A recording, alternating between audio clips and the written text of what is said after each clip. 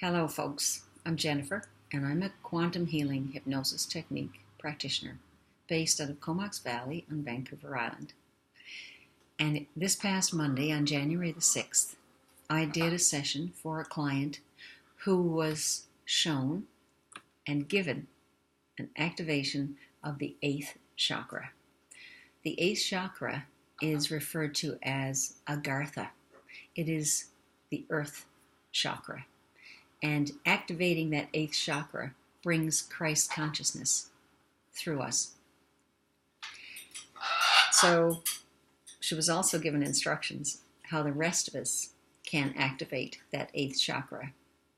What we have to do to bring that into ourselves and to open it up and allow that information to just be readily available for us. Very exciting session. So permission was given and I transcribed the session, so I'd like to share it with you. So her beautiful place, she saw a huge lake, an oasis with beautiful birds of paradise and toucans. So there's just a sense of presence here that I hadn't really felt before, where almost like there's gravity everywhere. The field is, she said, I'm noticing and feeling it more. The presence I have felt before and do feel, it's here. It's almost like the magnetism between all things, the connection, the space in between all things that connects everything to everything. That's what I've been wanting to understand, is the connection to all things. So that's here, and it's the field that everything is alive in the field, and it's the field that I want to get to know more. This field that I want a personal connection with. So I asked her, where are you in the field? Are you energy or do you have a body? She said, I have a picture of me in a boat, just a picture. Not a magnetic feeling. So I'm wondering, how can I feel myself in here? So I said, what are you feeling now as you're witnessing that? She said, oh, exactly. She said, it's like I'm feeling it wherever I am. So what does that feel like? She said, well, it feels like the air is silk. It has a density and it's soft, really soft. Like a really soft, malleable density where the birds move through it. And it's almost like when they move through it, it's like moving through water or gel. They feel it all around them. It's natural for them. And the field moves when they move. It ripples. So everything around them can sense the shift and knows. And so that's totally related to being present enough to feel your natural sensory ability without the mind being involved. It's such an organic process that most of us moved away from instead of living with or in. So that's what I want to do more. So would it be accurate, I said, to say that you're getting a sense of what it would be like to be in that all the time? She said, yes.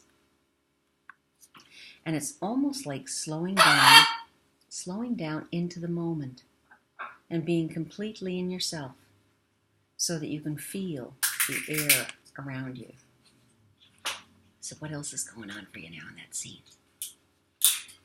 She said, it's like I'm using my hands as well to feel. She said, so it's warm. It's always warm. Even though there's a perception of temperature changes, the field itself stays the same or a certain temperature. She said, maybe that's why yogis and people who do Tai Chi are in shorts and t-shirts all winter long.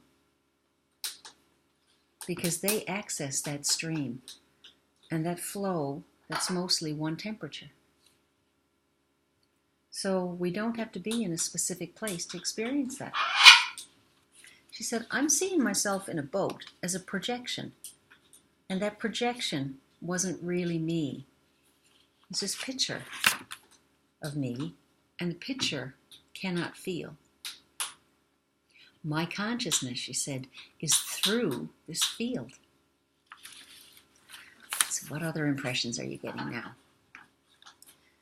She said, my energy seems to be going down through the soil toward the center of the earth. I said, is that okay? Does it feel okay? She said, it feels the same way down there, where the field is thicker, because they're in the field, or they've been in the field for a long time. They've never left the field, so they all share the field. So when you say they, I said, who are you referring to? She said, all the inhabitants of the inner cities. So not leaving the field means they age slower, or they don't age at all. They don't necessarily need food, but they can have anything they want. So why not have food and grow things? She's looking around. All the vegetation is extremely lush and abundant. So everything is connected to, you could call it love, or just the field. And then she started talking about duality. She said, even love is a duality, like having love or not having love. And at that point I asked about the duality. I said, are they aware of the duality there? She said, no. It's almost like you forget about duality. It's almost like gone. And then she gave an analogy. She said, if you always have water, you don't think about not having water. If everything is connected and always connected, you don't think of disconnect. So lack is not there anymore. It's really an interesting concept for us humans, she said, because we kind of don't know what comes after that. What comes after duality when we've integrated and understand that we are everything here. We create everything. So what happens at that point? Our society has not reached that slight bit of understanding. I said, I'm getting a sense that you're seeing that today. I said, your awareness is changing. I said, a lot of this I know. I said, you've been aware of before. Because my client has spent most of her life on a spiritual journey, and she knows an awful lot about different modalities, different entities, and everything that's available to us. This has been her path. So a lot of the stuff she was aware of. But there's some concepts here that are going to be a little strange as we go through, but they'll be explained, so bear with me. So said I'm getting a sense that you're seeing this. You're seeing this awareness now, and the awareness is changing, and a lot of it you know about already. She said, yes, because people do not understand. They don't understand there's something outside of duality. They can't fathom. They can't see everything outside themselves. And that creates a conflict. Now that was all the information that was available there for her during that scene, so I moved her ahead to a time when there's more information, or other information for her. And what she saw then, she said, I'm seeing a great big sun in front of me. She said, it's huge. It is so huge. And she looked like she was looking up. Oh, wow. She said, it's so huge. Like I realize how small the planet is. I see this magnificent sun, and it puts things into perspective, because when you see the sun from the earth, how far it is, we think it's smaller than it is without thinking. Now, if we think about it, we know that. And this is like right here. She said, it's interesting because all the colors, hues, I'm seeing orange all around me. I don't know why I see the sun. She said the information later that she got at that point also was that we were all moving through this great central sun. So she talks about that now. When I asked her, I said, what does it feel like to be in that presence? She said, it's very powerful, very active, lots and lots of energy and sparks. And she said, it's so interesting. I have no idea. She said, it seems like it would be dense at one point, but I think it just goes on and on like a tunnel. So she said, I think I'm going to go through it.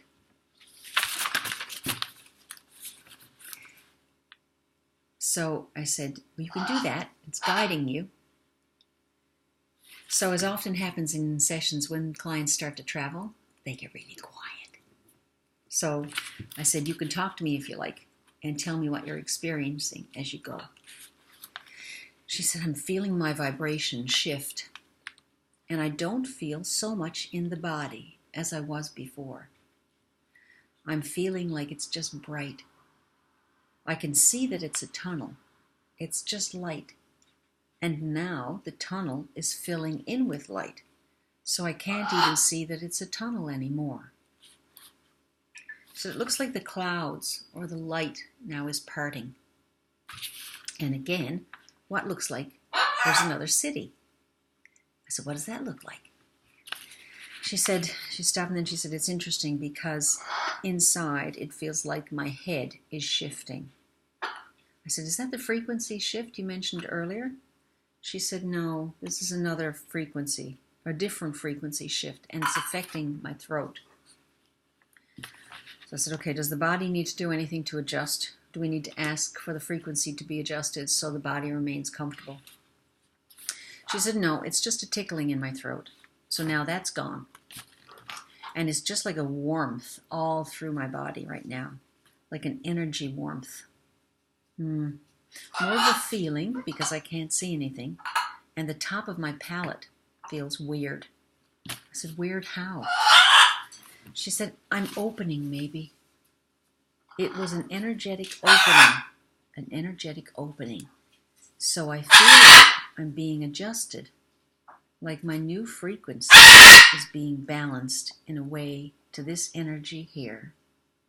So it's like a, and then she said, this is the great central sun, and I can see a lot of ships, and they're just hiding on the other side. They're positioning themselves for an event that's going to take place, and that event has to do with almost the same thing that's happening with me. It's the awareness of being part of the command. Those that are part of the command. And then she said, Sananda's ship. I seem to be aware of Sananda's ship. Do you know Sananda? I said, no, I don't. That was my next question.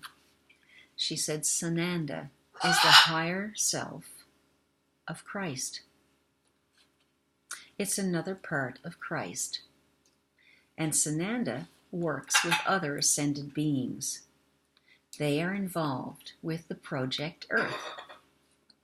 And the Project Earth, it's the mission. It's the Pleiadian mission. They're all part of the Pleiadian agenda, which is the awakening to all. It's the awakening plan, and it has to awaken on a certain level. She said, I can see how these ships interact with each other because they're all on the same frequency. I said, you said you feel a connection between you and Sananda's ship. She said, yes. She said, I'm not quite a diplomat or an ambassador. And a word came into my mind. I said, do you feel like an emissary? She said, yes, emissary is pretty good. But they all sort of fall, they don't refer to themselves in that human kind of term. And I acknowledged, I said, yes, our language is very limited. She said, yes. She said, they're reminding me of who I am, my mission. And again, mission is not my purpose, my intent. So I said, is there something else we need to make sure the audio and the mics, the audio captures? I said, I know you're seeing all this, but I want to make sure we're getting it all so that you can listen to it later. A lot of times, once we're that deep in a session and the clients are getting information coming in from different entities, they don't remember everything that's given to them through the session. So we record, the QHHT practitioners record the sessions, so we want to make sure everything is captured there, so that when they're back home in their quiet spaces, they can listen to this and then get a repeat of, almost like a repeat of the session, and they can incorporate the awareness more fully into their presence. So I wanted to make sure we were catching everything. I said, what do you want her to take away from this that they're showing you today? Talk more about that, please. And she said, they're showing me through service and through kindness, through shining the light that way. And that service is not what I think. Sometimes, she said, we put a very limited thought to service. And she's searching for words. And I got a picture of something, and I said, I'm getting Jesus washing people's feet. Service. She said, yes, exactly. She said, we don't understand his point of view, what he was actually doing, and the information he was trying to convey. The person getting their feet washed might see it differently. She said, I guess it's through a simple energy. That I am, that I vibrate to, which will be, is with more of my awareness being there and my feelingness.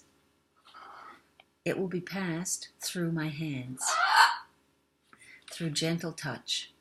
Very, very simple, because it's the way it has to be. For a gentle touch or a simple touch can reverberate through. A touch is not a preaching or a teaching. It's a gentle thing, but it creates ripples. And so my consciousness, the strands and frequency that I am, she said, I hear, will speak worlds. Another long pause as the downloads and information come in.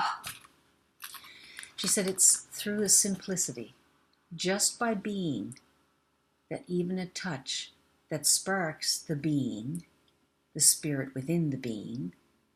So as I touch someone, I don't touch, say, the person. I touch the being in the person, more than just the physical vessel. And once that being is seen, is recognized, then it will emerge and make itself known to the rest of the physical. Okay, so I said, is this for some of the entities that are not aware of that or awake now? She said, yes, yes. Now at that point, I wanted a break, a little mini break, so I from all that information, because it was a lot of that was new information for me too. So I was taking a pause, and I asked her about the ships. So I said, you said those ships, they aren't physical ships. They're a frequency? So I should stop looking up in the sky asking, please, can I see you? Can I see you? I'd love to see you. Please let me see you. I won't freak out, I promise. She smiled. She said, you could say, please, I'd like to feel you. And I laughed. And then she said, so when you ask to feel something, what happens then? Where does your attention go? So my mind kicked in, and everything under the sun came into my mind. Well, it's higher stuff, or what I figured was higher stuff. I had no idea. So she kept asking. The entity was very patient, and she kept asking, where do you feel this? When you want to feel something, when you want to feel anything, where does your attention go? I said, oh, my body. Yes, she said. bring your attention to your body. Feel your body from the inside, not feel. Bring your awareness into your body and feel what's going on. Tingly, cool, tension. Feel inside. Feel the vibration in and out of your body. Feel all the electricity in your body. Feel the vibration in and out of your body. Then ask to feel the ships. It's a physical perception you will get to know. You only feel vibrations through your own vibratory organ, your body. I said, oh, my own receiving unit. Thank you. I said, is there any other information for her in that place, that scene now? And they said she also will be bringing the teachings of living simply. And they've spoken to her about this in previous sessions. So I said, how do you see her doing that? But even though they've spoke to her about it before, it's nice to have concise reminders. So I like to bring it back to the lowest common denominator. That's not the right analogy. But I like to have things concise for the client because that way it's easier for them to incorporate it into their own awareness. So they said, when I asked, how do you see her doing that? They said, in the same way Christ did. Christ brought the teachings of life. I said, he made contact with everybody. He went out talking to people. She said, yes. So it matters not what she does, where she goes, just to go out and do it. So I said, so everyone she's around will be touched and be aware? And they said, yes. So for her, they said, it's not the journey of the day-to-day wanderings. It's how many do I touch? And where else do I touch? So letting or allowing the flow of life and not worry about anything. Necessity brings opportunity. So this is how life works. And so it's part of the teachings of life that she is re-remembering. How life itself brings everything that is needed at every moment. And it's just a judgment that says it's not enough, it's not perfect, or I don't want this, or why do I have this? Why is it going this way? Where is it going? Where am I going? All the stuff that happens as the mind tries to process things. So I said, do you have a recommendation for her when those thoughts creep in? How to bring herself back to her purpose? Bring herself back to the 0 point field? Now, the 0 point field is that place where we get when we have emptied the mind during meditation. It's one of the ways to get there. If you haven't done this before, and you get yourself into meditation, and you know you have to still your mind. But if we force it, use the breath. Close your eyes and focus your awareness on the third eye area, which is between the nose, the bridge of the top of the nose, and the eyebrows. Focus your awareness there and allow everything else to drop away and breathe. Don't even focus on the breath. Just bring your awareness to the third eye area and allow all else to drop away. So that's one way to get back to the 0 point field. The field. So they said, how to get back there? Slowing down. When you showed her the magnetic energy field and she saw the inner cities, I said, and she talked about how the cities didn't age as fast. I'm seeing some of this stuff as well, which is really exciting for me. But what I got, I said, was the reason it's working so well for them is because they're aware of everything around them, which is helping them slow down. The slower they go, the more awareness they have, so they're not running themselves ragged. I think the analogy I had to, that spin or that analogy I put on it about running themselves ragged, that's so that I do that sometimes so that I can understand and get a confirmation that I know what they're talking about. So they said yes. Simplicity is still something humanity is still trying to understand. And because of the need to be more, have more, as if the value is in the having more, the getting. Ugh. So that's something we're still trying. Simplicity, we're still trying to understand that. So the acceptance, they said, allows for space instead of contraction in the not having. And you can feel yourself shrinking, not being, not feeling. Everybody feels like they're not enough. They said in the not having, not being, not feeling, not connecting. In the simplicity, which is, if you want to say beneath all that, is everything. All the understanding. Everything she ever wanted or really needed. And so dropping into the self, into the field that she is. She can feel it. She can feel it. She can feel it inside of her. And she can feel it outside of her. There's no other thoughts. There's just going along the day and meeting whatever comes.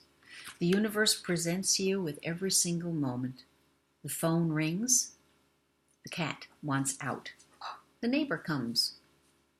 Just know that everything is part of everything else. And to trust that everything is connected to everything else. You don't have to think about it. So I said, okay, so just enjoy it and not detail it to death. They said, don't try and work it out. And at that point, she started talking about the inner earth crew, or the crowd again, the beings inside the inner earth. She said, so that is what they do. They can see the duality. They can see the world as it is. It's not that they're blinded to it. They still have their work cut out for them. There are interplanetary wars. There are things out there that we are not aware of. And I said, just a second. I said, they still have to deal with that? I figured if they were inside, they'd be safe. She said, they're aware and continue to work with the light to transform the darkness. And I said, oh, I'm getting that that's a beneficial thing for us, what they're doing. She said, they've never been separate from us. I said, no, I mean, not living on the surface. She said, remember, they are vibrational beings. The earth is a vibrational being. We are vibrational beings. Those on the spaceships are vibrational beings. Nothing is physical. We just think it's physical and create a space between them and us. But if you took the planet away, and she laughs, where are they? I said, where are we? She said, same place. We're all one. So at that point, I asked, is there anything else that we can do to be of benefit to the crowd inside the planet? Is there anything we can do for them now beyond what we're doing? Keeping ourselves in higher frequency and such. Do they need anything from us? And they said, well, we're all working through each other. There is a perception of one not being at the same level as the other, and that everybody needs help. But if you can imagine it as a wave that's really gentle, and the wave is composed of light and love, gentleness, kindness, and that wave flows through all life and eventually transforms what has not been love into love. And so the darkness gets transformed. And this just keeps going on and on and on and on. The quickest way, they said, to be of service, or the easiest way to be of service, is to be in one's vibrational field. Stay in the field. And we help each other by being in the vibrational field, by receiving in every moment what is needed to promote, to transform. It's like giving each other a hand up. He said, yes, it works in many ways. All we need to do is be in that vibrational receptivity and slow down.